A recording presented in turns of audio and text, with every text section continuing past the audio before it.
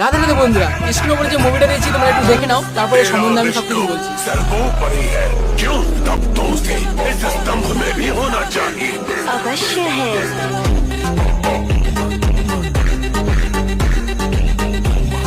তো কি বন্ধুরা, কেমন হলো মুভিটা অবশ্যই কমেন্টে জানাও।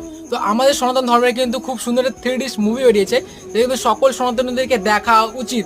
কারণ এই মুভিটা তোমরা যদি একবার দেখো, তো ভক্ত আর ভগবানের মধ্যে যে ভালোবাসার মিলটা আছে সেটি সম্পূর্ণ কিন্তু এই মুভিতে তুলে ধরা হয়েছে।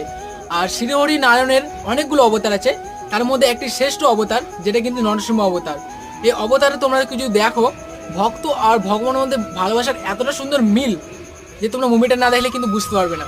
তো অবশ্যই কিন্তু সকল সন্তানদেরকে একটা রিকোয়েস্ট করলো, অবশ্যই কিন্তু মুভিটা দেখো। মুভিতে কিন্তু শ্রীনারায়ণের এমন একটি অবতার যার না মানব, না দানব, না পশু, মানে সব কিছু একসঙ্গে মিস করে কিন্তু এই দেবতার আগমন ঘটেছে, যার নাম নরসিংহ